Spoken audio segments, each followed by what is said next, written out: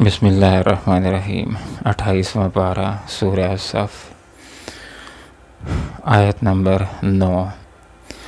اعوذ باللہ من الشیطان الرجیم بسم اللہ الرحمن الرحیم هو الذي أرسل رسوله بالهدى ودين الحق ليظهره على الدين كله ولو كره المشركون صدق الله العظيم سبحانك لا علم لنا إلا ما علمتنا إنك أنت العليم الحكيم ہوا وہی ہے الذی جس نے ارسلہ بھیجا رسولہ اپنے رسول صلی اللہ علیہ وسلم کو بالہدا ہدایت کے ساتھ ودین الحق کے اور دین حق کے ساتھ لیظہرہ تاکہ وہ غالب کر دیں اس کو علی الدین کل تمام کے تمام ادیان کے اوپر ولو اگرچہ کریا یہ بات کتنی ہی ناگوار کیوں نہ گزرے المشرکون مشرکوں کو۔ اس آیت بینہ کے اندر ہمارے سامنے یہ بات آتی ہے کہ جہاں پر آپ صلی اللہ علیہ وسلم لوگوں کو نماز سکھا رہے تھے اور روزے کی تعلیم دے رہے تھے، اخلاقیات سکھا رہے تھے، اچھے برے کی تمیز بتلا رہے تھے، سچ کی اہمیت بیان کر رہے تھے، وہیں پر آپ صلی اللہ علیہ وسلم کی زندگی کا بعثت کا بنیادی مقصد اس آیت کے اندر آپ کو بتلایا گیا کہ اللہ رب العالمین وہ ذات ہے جس نے اپنے رسول کو بھیجا ہے ہدایت کے ساتھ اور دین حق کے ساتھ، تاکہ اس دین کو باقی تمام باطل ادیان کے اوپر غالب کر دیں۔ یہ آپ صلی اللہ علیہ وسلم کی زندگی کا ایک اہم مقصد ہے کہ آپ صلی اللہ علیہ وسلم نے اسلام کو غالب کرنا ہے۔ ان الحکم الا للہ، حکومت کا اختیار ہے تو اللہ رب العالمین کو، کلمۃ اللہ ہی العلیٰ، اللہ رب العالمین کا کلمہ ہی بلند ہونے والا ہے۔ اگر کوئی دوسرا دین، اگر کوئی دوسرا مذہب، عیسائیت، بدھ مت، یہودیت اگر رہتا ہے تو رہے، لیکن مغلوب ہو کر غالب کس نے ہونا ہے؟ تو اللہ کے نظام نے غالب ہونا ہے۔ بات جس کی چلنی ہے، نظام جس کا چلنا ہے، تو اللہ رب العالمین کا نظام، ان الدین عند اللہ الاسلام، اللہ رب العالمین کے نزدیک پسندیدہ دین اسلام ہی ہے۔ آپ صلی اللہ علیہ وسلم جس وقت مکہ سے مدینہ تشریف لے گئے تو وہاں پر آپ صلی اللہ علیہ وسلم نے جو معاہدہ کیا لوگوں کے ساتھ، اس معاہدے کے اندر حکمت کے ساتھ آپ صلی اللہ علیہ وسلم نے یہ شک پاس کروائی کہ جس کا مفہوم یہ تھا کہ ہر معاملے کا آخری فیصلہ اللہ کے رسول صلی اللہ علیہ وسلم کریں گے۔ تو یہ شک جس وقت پاس ہو گئی تو گویا کہ مدینہ کی سربراہی ایک لحاظ سے آپ صلی اللہ علیہ وسلم کے ہاتھ کے اندر آ گئی، لیکن یہ اسلامی حکومت کا مدینہ کے اندر قیام یہ کوئی اتفاقی امر نہیں تھا، بلکہ اس سے پہلے اس کے اوپر آپ صلی اللہ علیہ وسلم نے کام کیا تھا۔ آپ صلی اللہ علیہ وسلم کی ایک سوچ تھی، ایک 13 سالہ محنت اور جدوجہد تھی کہ میں نے اللہ رب العالمین کے دین کو قائم کرنا ہے اور اس کو نافذ کرنا ہے۔ ہم دیکھتے ہیں کہ مکی زندگی کہ جس کو تاریک ترین دور بھی کہا جاتا ہے کہ آج مسلمان شہید ہو جائیں گے اسلام ختم ہو جائے گا، کل مسلمان شہید ہو جائیں گے اسلام ختم ہو جائے گا، مکی دور کہ جس کو دعوت کا دور بھی کہا جاتا ہے، اس دور کے اندر بھی بہت سارے ایسے واقعات ہیں جو اس بات کے اوپر دلالت کرتے ہیں کہ آپ صلی اللہ علیہ وسلم ہوتے تو دعوت کے میدان میں تھے، لیکن نظریں اسلامی انقلاب کے اوپر تھیں کہ میں نے دین کا کام کیا، یہ دین انشاءاللہ کامیاب ہوا تو اسلام غالب آ جائے گا، اللہ رب العالمین کا دین غالب ہو جائے گا۔ بہت سارے واقعات میں سے ایک واقعہ یہ بھی ہے کہ ایک دفعہ کفار ابو طالب کے پاس آ گئے جو آپ صلی اللہ علیہ وسلم کے چچا تھے۔ آپ صلی اللہ علیہ وسلم کا بڑا خیال کیا کرتے تھے۔ جرگے والوں نے کہا کہ ابو طالب اپنے بھتیجے کو اس کام سے روک دیجئے، وہ ہمارے بتوں کے بارے میں کچھ نہ کہے، اور اگر اس نے اپنی زبان کو نہ روکا، دین کے کام کو نہ چھوڑا تو ہماری طرف سے اس کو نقصان پہنچے گا، پھر تم ہم سے ناراض نہ ہونا۔ چچا اپنے بھتیجے صلی اللہ علیہ وسلم کو اپنے پاس بلاتے ہیں اور اپنے بھتیجے کے سامنے یہ بات رکھتے ہیں کہ اس کام کو چھوڑ دیجئے، لوگ تمہیں نقصان پہنچائیں گے، میں برداشت نہیں کر سکوں گا، تمہیں جب لوگ اذیت دیں گے تو میں برداشت نہیں کر سکوں گا، اس کام کو چھوڑ دیجئے۔ تو آپ صلی اللہ علیہ وسلم نے فرمایا، میرے چچا، ایک کلمہ ہے، اگر جس کو یہ اختیار کر لیں تو عرب ان کے ماتحت ہو جائیں گے اور عجم ان کے لیے باج گزار ہو جائیں گے، جزیہ دے کر کے، ٹیکس دے کر کے زندگی گزاریں گے۔ تو سرداران نے کہا کہ ایسا ایک نہیں، بلکہ اسے تو ہم 10 کلمے پڑھنے کے لیے تیار ہیں۔ تو آپ صلی اللہ علیہ وسلم نے فرمایا، لوگو کلمہ پڑھ لو، لا الہ الا اللہ، کامیاب ہو جاؤ گے۔ اس کی وجہ سے تم قریش والوں کی تمام عرب کے اوپر حکومت ہو جائے گی اور باقی دنیا ٹیکس دے کر کے، جزیہ دے کر کے وہ زندگی گزاریں گے، تمہارے ماتحت ہوں گے۔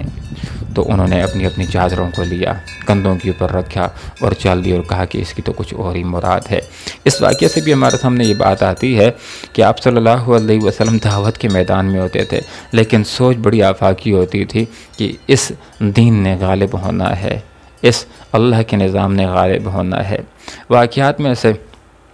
ایک واقعہ یہ بھی ہے کہ لوگوں نے بھی اندازہ لگا لیا تھا کہ آپ صلی اللہ علیہ وسلم کی دعوت اگر کامیاب ہو گئی تو اس سے صرف انفرادی طور پر معاشرہ تبدیل نہیں ہوگا، بلکہ معاشرے کا نظام تبدیل ہو کر کے رہ جائے گا۔ اسی وجہ سے جب بھی دنیا کے اندر کسی بھی نبی نے اللہ رب العالمین کے دین کی دعوت کے جس وقت کام شروع کیا تو بڑے بڑے سرداران مخالف ہو جاتے تھے، اس لیے کہ ان کے ذہن کے اندر یہ بات آ جاتی تھی کہ اگر نبی کی دعوت کامیاب ہو گئی، لوگوں نے نبی کا ساتھ دینا شروع کر دیا تو ہماری سرداری ختم ہو جائے گی، ہمارا نظام مٹ جائے گا۔ تو ابو الودیل نے بھی یہ اندازہ لگا لیا تھا، بڑا ایک جرگ مار آدمی تھا۔ ایک دفعہ اپنے سرداروں کے ساتھ بیٹھا ہوا تھا، اس نے کہا کہ تم دیکھ رہے ہو کہ معاشرے کے اندر جو کچھ اختلاف آ رہا ہے، اگر تم مجھے اجازت دو تو میں آپ صلی اللہ علیہ وسلم کے پاس جاتا ہوں اور اس مسئلے کو حل کرتا ہوں۔ لوگوں نے اس کو کہا کہ چلو تمہیں اختیار ہے، جاؤ مسئلے کو حل کر کے آ جاؤ۔ آپ صلی اللہ علیہ وسلم کے پاس آتا ہے ابو الولید اور بات شروع کرتا ہے کہ محمد دیکھتے ہو کہ تمہاری دعوت کی وجہ سے معاشرے میں جو اختلاف آ رہا ہے، کیا اس کو ختم نہ کر دیا جائے؟ آپ صلی اللہ علیہ وسلم نے فرمایا، اختلاف کو کیوں ختم نہ کر دیا جائے؟ بات کا مفہوم یہ ہے کہ ہم تو ہر طرح کے اختلاف انتشار کو ختم کرنا چاہتے ہیں۔ تو ابو الولید نے اپنی بات کو شروع کیا، کہا کہ اے محمد اس کام کو چھوڑ دیجئے، یہ جو آپ دین کا کام کر رہے ہیں، یہ جو آپ یہ بات ذکر کرتے ہیں کہ ایک اللہ عبادت کے لائق ہے، یہ لات و زمانات کچھ نہیں کر سکتے، اس بات کو چھوڑ دیجئے۔ اور اس کو چھوڑنے کے اوپر اگر آپ محسوس کرتے ہیں کہ آپ کو کوئی بیماری ہے تو آپ کو علاج کرائے دیتے ہیں، اور اگر آپ کو پیسے چاہیے تو بہت سارے پیسے آپ کے پاؤں میں ڈھیر کیے دیتے ہیں، اور اگر سرداری چاہیے تو سرداری دیے دیتے ہیں۔ آپ صلی اللہ علیہ وسلم کو سرداری بھی چاہیے تھی اللہ کے دین کے لیے، لیکن خیرات کے طور پر جھولی میں دی ہوئی یا کٹھ پتلی سرداری جس کے اندر بندے کے پاس اختیارات نہ ہو، ایسی سرداری آپ صلی اللہ علیہ وسلم کو نہیں چاہیے تھی۔ اور لوگوں نے کہا کہ اگر شادی کرنا چاہتے ہو تو جس عورت کے اوپر ہاتھ رکھتے ہو اس کے ساتھ شادی کرائے دیتے ہیں۔ آپ صلی اللہ علیہ وسلم نے اس کی ساری غلط باتوں کو حوصلے کے ساتھ، صبر کے ساتھ، برداشت کے ساتھ سنا۔ جس وقت اس کی بات مکمل ہو گئی تو آپ صلی اللہ علیہ وسلم نے فرمایا، چچا کیا تمہاری بات ختم ہو گئی؟ اس نے کہا کہ ہاں میری بات ختم ہو گئی۔ تو پھر آپ صلی اللہ علیہ وسلم نے قرآن کی آیات اس کے سامنے پڑھی، اپنی دعوت رکھی، جس کا مفہوم یہ تھا کہ اگر یہ لوگ ایمان لے آتے ہیں تو ان کے لیے کامیابی ہے، لیکن اگر ایمان نہیں لاتے ہیں تو میں ان کو ہاتھ اور ثمود جیسے ایام سے ڈراتا ہوں۔ تو آپ صلی اللہ علیہ وسلم کے منہ کے اوپر ہاتھ رکھنے لگا۔ قرآن تو جانتے تھے، ترجمہ تو سمجھتے تھے، اور اس نے کہا کہ اپنی قوم کے لیے بد دعا نہ کرو۔ جس وقت آپ صلی اللہ علیہ وسلم کے پاس سے اٹھ کر کے جانے لگا، اس کے چہرے کا رنگ بدلا ہوا تھا۔ لوگوں نے اندازہ لگایا اور کہا کہ ابو الولید جس چہرے کے ساتھ گیا تھا اس چہرے کے ساتھ واپس نہیں آ رہا۔ اس نے بھی لوگوں کے تبصرے کو سن لیا تو کہا کہ میرے بارے میں جو تبصرہ کرتے ہو تو کرو، لیکن تمہیں ایک مشورہ دیتا ہوں کہ آپ صلی اللہ علیہ وسلم کو اپنے حال کے اوپر چھوڑ دو۔ اگر وہ غالب آ گیا تو اس کا غلبہ تم قریش والوں کا غلبہ ہے، اس کی حکومت تم قریش والوں کی حکومت ہوگی، اور اگر لوگوں نے اس کو مار دیا تو یہ وہ چیز ہے جس کو تم پسند کرتے ہو۔ اور ابو الولید نے لوگوں کے سامنے یہ بات بھی ذکر کی تھی کہ مجھے اس کے کلام کے اندر ایک غلبہ نظر آتا ہے۔ تو کافروں نے بھی اس بات کا اندازہ لگا لیا تھا کہ آپ صلی اللہ علیہ وسلم کے کلام کے اندر غلبہ ہے۔ آپ صلی اللہ علیہ وسلم جدوجہد کر رہے تھے، اقامت تھے دین کے لیے. اس دین کو ان اقیم الدین، اس دین کو قائم کرنا ہے، پوری دنیا کے اوپر قائم کرنا ہے. اور یہ مکی زندگی کے واقعات میں آپ کے سامنے ذکر کر رہا ہوں کہ جس کے اندر سے ہمارے سامنے یہ بات آتی ہے کہ آپ صلی اللہ علیہ وسلم دعوت کے میدان میں ہوتے تھے، لیکن سوچ بڑی آفاقی ہوتی تھی کہ اس دین کو میں نے غالب کرنا ہے، نہ صرف مکہ کے اندر، نہ صرف مدینہ کے اندر، بلکہ پوری دنیا کے اوپر. مکی زندگی کے واقعات میں سے جن میں سے انقلاب کی بات سامنے آتی ہے، ایک واقعہ یہ بھی ہے کہ ایک دفعہ سرداران ابو طالب کے پاس آتے ہیں اور پھر سے درخواست کرتے ہیں کہ دیکھو ابھی تک اپنے بھتیجے کو اس کام سے منع نہیں کیا ہے، اب کی بار اگر منع نہ کیا تو ہماری طرف سے اس کو نقصان پہنچے گا اور پھر ہم سے کوئی فریاد اور شکوہ نہ کرنا. پھر سے چچا اپنے بھتیجے صلی اللہ علیہ وسلم کو اپنے پاس بلاتے ہیں اور پھر سے درخواست کرتے ہیں کہ اس کام کو چھوڑ دو، دین کے کام کو چھوڑ دو، وگرنہ لوگ تمہیں نقصان پہنچائیں گے اور میں دیکھ نہیں سکوں گا. آپ صلی اللہ علیہ وسلم جو جواب دیتے ہیں اس میں سے غلبے کی بات سامنے آتی ہے. آپ صلی اللہ علیہ وسلم نے چچا کے سامنے یہ بات رکھی، اپنے موقف کو سامنے رکھا. فرمایا میرے چچا، اگر یہ لوگ میرے ایک ہاتھ کے اوپر سورج اور دوسرے ہاتھ کے اوپر چاند رکھتے ہیں تب بھی اس کام سے باز نہیں آؤں گا، یا تو یہ دین غالب ہو کر کے رہے گا یا میں اس راستے کے اندر کام آ جاؤں گا. آپ صلی اللہ علیہ وسلم نے دو ٹوک اپنا موقف پیش کر دیا. چچا جان بھی بڑے متاثر ہوتے ہیں اور یہ بات ذکر کرتے ہیں بھتیجے اپنے کام کو کرتے چلے جاؤ،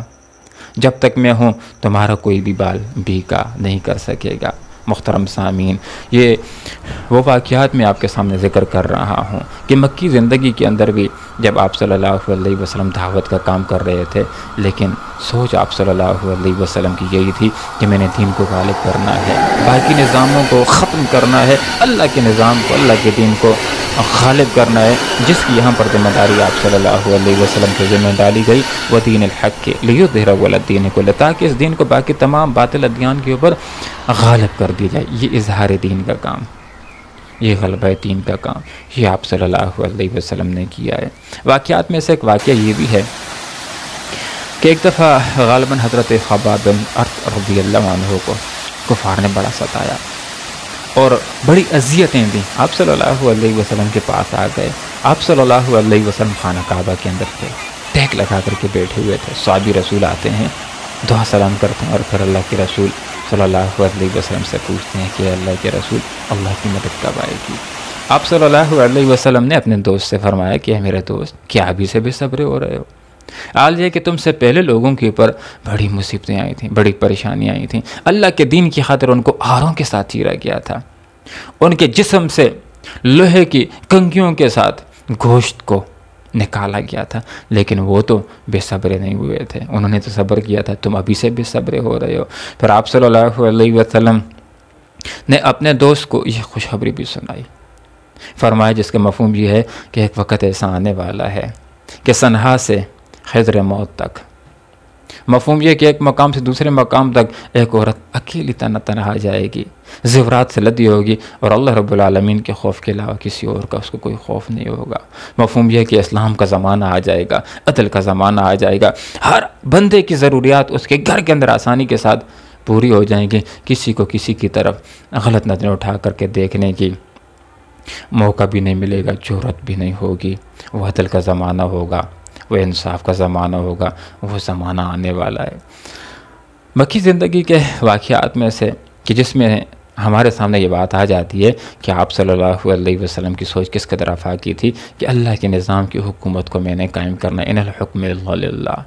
حکومت کا اختیار نہیں ہے مگر محض اللہ رب العالمین ہی کو ہے. واقعات میں سے ایک واقعہ یہ بھی ہے کہ جس وقت آپ صلی اللہ علیہ وسلم مکہ سے مدینہ کی طرف ہجرت کر رہے تھے تو انعام کی لالچ کے اندر حضرت سراقہ رضی اللہ عنہ بھی پیچھے پہنچ گئے تھے آپ صلی اللہ علیہ وسلم کو اور ابوبکر صدیق رضی اللہ عنہ کو پکڑنے کے لیے. لیکن اس کے گھوڑے کے پاؤں دستے نکالتا ہے، پھر دستے نکالتا ہے، پھر دستے نکالتا ہے. اس کے دل نے یہ گواہی دینا شروع کر دی کہ کم از کم میں ان افراد کے اوپر قابو نہیں پا سکتا. اس کے اوپر ایک رعب طاری ہو گیا، معافیاں مانگنے لگا اور پروانہ امن طلب کرنے لگا. آپ صلی اللہ علیہ وسلم نے پروانہ امن اس کو دے دیا. اس نے کہا کہ اس طرح نہیں بلکہ لکھ کر کے دے دو. تو آپ صلی اللہ علیہ وسلم نے حضرت ابوبکر صدیق رضی اللہ عنہ سے فرمایا کہ اس کو پروانہ من لکھ کر کے دے دیجئے۔ اس موقع کے اوپر کہ جب مکہ کے اندر رہنا مشکل ہو گیا تھا، پتہ نہیں مدینہ کے اندر کیا مستقبل ہوگا، کیا مستقبل نہیں ہوگا، لیکن آپ صلی اللہ علیہ وسلم کی سوچ کس قدر آفاقی تھی، اس موقع کے اوپر اپنے صحابی سے، سراقہ رضی اللہ عنہ سے، کہ جو مستقبل کے اندر اللہ تعالیٰ نے اس کو دولت ایمان سے مالا مال کیا، صحابی رسول صحابہ کے اندر وہ شامل ہو گیا، اس سے آپ صلی اللہ علیہ وسلم نے فرمایا اے سراقہ، وہ بھی کیا وقت ہوگا کہ جب کیسر اور کسریٰ کے کنگن تیرے ہاتھ کے اندر پہنائے جائیں گے۔ وہ بھی بڑا حیران ہوا، کیسر اور کسریٰ، ایران اور روم۔ آپ صلی اللہ علیہ وسلم کی بات کا مفہوم یہی تھا کہ ہاں جس وقت یہ دعوت چلتی رہی، یہ دین کا کام ہوتا رہا، تو نہ صرف مکہ فتح ہوگا، نہ صرف مدینہ فتح ہوگا، بلکہ ایران بھی فتح ہوگا، روم بھی فتح ہوگا۔ اور واقعی جب جس وقت حضرت عمر رضی اللہ عنہ کا دور آیا تو وہاں سے مال غنیمت آیا۔ مال غنیمت کے اندر سے حضرت عمر رضی اللہ عنہ نے کنگن نکالے جو بادشاہ پہنا کرتے تھے، حضرت سراقہ رضی اللہ عنہ کو بلاتے ہیں، اس کے ہاتھ کے اندر پہناتے ہیں اور فرماتے ہیں کہ آج میرے نبی کی پیشن گوئی پوری ہو گئی ہے۔ محترم سامعین، یہ دین کے غلبے کا کام بھی آپ نے بھی کرنا ہے اور میں نے بھی کرنا ہے، اس لیے کہ یہ اللہ تعالیٰ کی طرف سے ہماری ذمہ داری ہے کہ یہ دین ہے لیظہرہ علی الدین کلہ، اس کو غالب کرنا ہے تمام کے تمام باطل ادیان کے اوپر۔ ایک غلبہ تو اسلام کو حاصل ہے جو ابتدا میں بھی تھا، آج بھی حاصل ہے اور قیامت تک حاصل رہے گا، وہ دلائل کا غلبہ، استدلالی غلبہ ہے کہ جو بھی زندگی کا معاملہ دیکھ لیا جائے، مثلا ایک انسان جس وقت فوت ہو جاتا ہے، اسلام اس کے بارے میں کیا کہتا ہے کہ اس کو عزت دی جائے، اور کچھ اور مذاہب کیا کہتے ہیں کہ اس کو گھر میں رکھو، جب بو آتی ہے تو پھینک دیتے ہیں، کوئی اس کو جلانے کی بات کرتا ہے، کوئی اس کو پھینکنے کی بات کرتا ہے۔ تو ہر ایک معاملے کے اندر اگر دیکھا جائے تو اسلام کی تعلیم دل لگتی تعلیم ہے، تو دلائل کے میدان کے اندر، براہین کے میدان کے اندر، استدلال کے میدان کے اندر اسلام آج بھی غالب ہے باقی تمام کے تمام ادیان کے اوپر۔ اور اسلام کو اس وقت فوجی اور مادی غلبہ بھی حاصل ہو جاتا ہے جب اہل ایمان کو تقاضوں کو پورا کرتے ہیں، جیسے صحابہ کرام رضوان اللہ علیہ مجمعین، تابعین، تبع تابعین نے ایمان کے تقاضوں کو پورا کیا تھا، تو ان کو مادی غلبہ بھی حاصل ہوا تھا، فوجی غلبہ بھی حاصل ہوا تھا، اپنے زمانے کے اندر سپر پاور تھے۔ آج اگر ہم کمزور ہیں تو ہم اپنی ذمہ داریوں کو ادا نہیں کر رہے، اور انشاءاللہ ایک وقت وہ بھی آنے والا ہے کہ جب حضرت عیسیٰ علیہ السلام آئیں گے، اسی دین کے کام کو آگے بڑھائیں گے، تو پوری دنیا کے اوپر اسلام غالب ہو جائے گا، اسلام نافذ ہو جائے گا۔ تو یہاں پر اللہ رب العالمین نے یہی بات ارشاد فرمائی ہے کہ مسلمانوں کی ذمہ داری ہے کہ اس دین کو غالب کرنا ہے باقی تمام ادیان کے اوپر، اور اگرچہ یہ دین کے غلبے کی بات وَلَوْ كَرَ الْمُشْرِكُونَ، مشرکوں کو کتنی ہی ناگوار کیوں نہ گزرے، جس وقت آدمی اسلام کی بات کرتا ہے، اسلامی حکومت کی بات کرتا ہے، جہاد کی بات کرتا ہے، تو کفار ناراض ہونا شروع ہو جاتے ہیں، ان کے اوپر ناگواری گزرتی ہے۔ اس لیے ہمیں یہ بات ذہنوں کے اندر رکھنی ہے کہ ہم نے اسلام کی بات کرنی ہے، حق کی بات کرنی ہے، جہاد کی بات کرنی ہے، جو بھی حق بات ہے اس کو ہم نے حکمت کے ساتھ کرنا ہے، اور اسلامی نظام کے نفاذ کی بات بھی کرنی ہے، اور اس کے نفاذ کے لیے جدوجہد بھی کرنی ہے، اسلامی حکومت کے قیام کے لیے کوشش بھی کرنا ہے۔ اگر سیاست کرنا، نظام کو چلانا، اسلامی حکومت کرنا کوئی گناہ کا کام ہوتا تو مصر کے اندر حضرت یوسف علیہ السلام حکومت نہ کرتے، حضرت سلیمان علیہ السلام حکومت نہ کرتے، ابوبکر صدیق رضی اللہ عنہ کو جس وقت لوگ اپنا خلیفہ امیر المسلمین بنا رہے تھے تو وہ لوگوں سے کہہ دیتے کہ میں تو مسجد کے اندر ذکر کروں گا، تم چاہو حکومت کرو۔ ایسا نہیں کیا، بلکہ انہوں نے اس ذمہ داری کو سنبھالا۔ حضرت عمر رضی اللہ عنہ نے حکومت کی، عثمان غنی رضی اللہ عنہ نے حکومت کی، علی المرتضیٰ رضی اللہ عنہ نے حکومت کی۔ یہ حکومت کرنا، یہ دین کے مطابق حکومت کرنا، یہ اسلامی سیاست، یہ دین میں سے، یہ دین کا ایک حصہ ہے۔ اللہ رب العالمین سے دعا کرتے ہیں کہ اللہ تعالیٰ مجھے اور آپ کو بھی اس بات کی توفیق عطا فرمائے کہ ہم دین کے غلبہ کا کام کریں، اور دین کے غلبے کا راستہ پاکستان کے اندر ایک یہ بھی ہے کہ جس وقت الیکشن کا موقع آ جائے تو اس موقع کے اوپر انسان کسی کا ساتھ اس بنیاد کے اوپر نہ دے کہ یہ میری نالیوں کو بنائے گا، یہ میری گلیوں کو بنائے گا، یہ مجھے نوکری دے گا، بلکہ کسی کا ساتھ میں اس بنیاد کے اوپر دے دیا جائے۔ یہ ووٹ امانت ہوتی ہے، یہ گواہی ہوتی ہے، یہ امانت، یہ گواہی اسی بندے کے حوالے کر دی جائے جو صالح بھی ہو، جو صلاحیت بھی رکھنے والا ہو، جس نے یہ اعلان کیا ہو کہ جس وقت میں اسمبلی میں پہنچ گیا تو اسلامی حکومت کے نفاذ کی بات کروں گا۔ اللہ رب العالمین سے دعا کرتے ہیں کہ اللہ تعالیٰ ہمیں اس بات کی توفیق عطا فرمائے کہ جس طرح نبی اکرم صلی اللہ علیہ وسلم نے اور صحابہ کرام نے اپنے دور کے اندر اسلام کو نافذ کیا تھا، اللہ سے دعا کرتے ہیں کہ اللہ تعالیٰ اسلام کو نافذ کرنے کی اور غالب کرنے کی جد و جہد کرنے کی ہمیں بھی توفیق عطا فرمائے۔ وآخر دعوانا ان الحمد للہ رب العالمین۔